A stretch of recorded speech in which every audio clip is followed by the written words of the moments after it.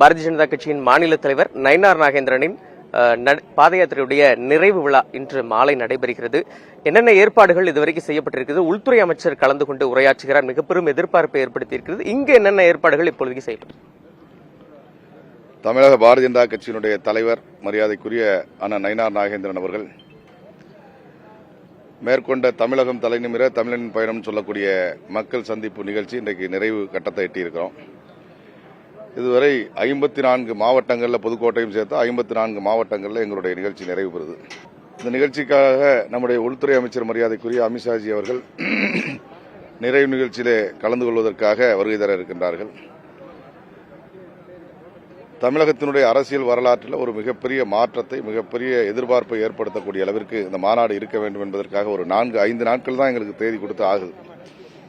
5 நாட்களுக்குள்ள எந்த ஒரு கட்சியும் கூட பண்ண முடியாத அளவுக்கு நாங்கள் பிரம்மாண்டமான ஏற்பாடுகள், லட்சக்கணக்கான மக்கள் கலந்து கொள்ளக்கூடிய அளவுக்கு ஏற்பாடுகளை பண்ணிட்டு இருக்கோம்.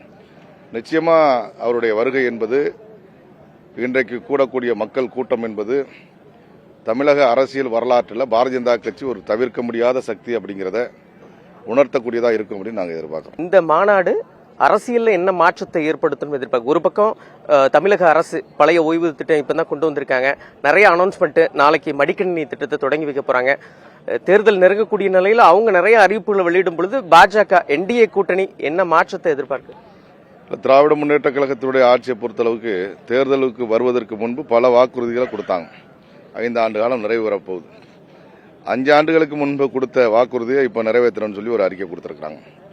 5 ஆண்டு காலமா இதை நிறைவேற்றுவதற்கான எந்த நடவடிக்கைகளையும் எடுக்கிற அந்த அரசாங்கம் இப்ப அடுத்த தேர்தல் வந்துட்டு, இந்த தேர்தலில் தோல்வி பயம் திராவிட முன்னேற்ற கழகத்துக்கு ஏற்பட்டிருக்கு. மக்கள்கிட்ட ஒரு மிகப்பெரிய அதிருப்தி, மிகப்பெரிய எதிர்ப்பு இந்த ஆட்சி மேல.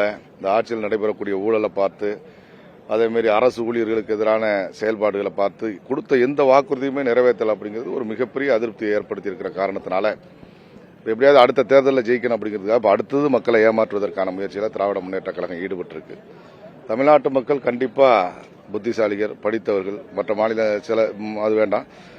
அதனால நிச்சயமா சிந்திச்சு பார்ப்பாங்க. கடந்த 5 ஆண்டுகளுக்கு முன்பு கொடுத்த வாக்குறுதியை இப்ப ஆட்சி போகக்கூடிய நேரம், இந்த நேரத்தில் அறிவிச்சு அடுத்து யார் கொடுக்கணும், அடுத்து யார் ஆட்சிக்கு வராங்களோ அவங்க தான் கொடுத்தணும். அடுத்து ஆட்சிக்கு வந்துட்டாலும் அதை செயல்படுத்த முடியுமா அரசாங்கத்தால? அதுக்கான நிதி இருக்குதா? எத்தனை லட்சம் கோடி இருக்கு, கடன் இருக்கு, அதெல்லாம் பார்க்கணும். அதனால இப்ப மீண்டும் மக்களை ஏமாற்றுவதற்கு ஒரு முயற்சியை திராவிட முன்னேற்ற கழகம் எடுத்திருக்கு. நிச்சயம் மக்கள் இதை நம்ப மாட்டாங்க. எங்களுடைய கூட்டணிக்கு ஆதரவு கொடுப்பாங்க. எங்களுடைய கூட்டணி வெற்றி பெறும். வரக்கூடிய வழியில் எல்லாத்திலையும் பாஜகனுடைய கொடிகள் இருக்கு. கூட்டணி கட்சி தலைவர்கள் கலந்து கொள்றாங்க. அவங்களுடைய இது வருகை எப்படி? இதுல நிறைவு நிகழ்ச்சியை பொறுத்தளவுக்கு கூட்டணி கட்சி தலைவர்கள் கலந்து கொள்றதா ஒன்றும் நம்ம திட்டம் இல்லை. ஏன்னா நம்முடைய அண்ணன் முன்னாள் முதலமைச்சர் எடப்பாடி பழனிசாமி அவர்கள் 4ஆம் தேதி அவர்களுடைய பகுதியில் ஒரு சுற்றுப்பயணம் வச்சிருக்கிற காரணத்தினால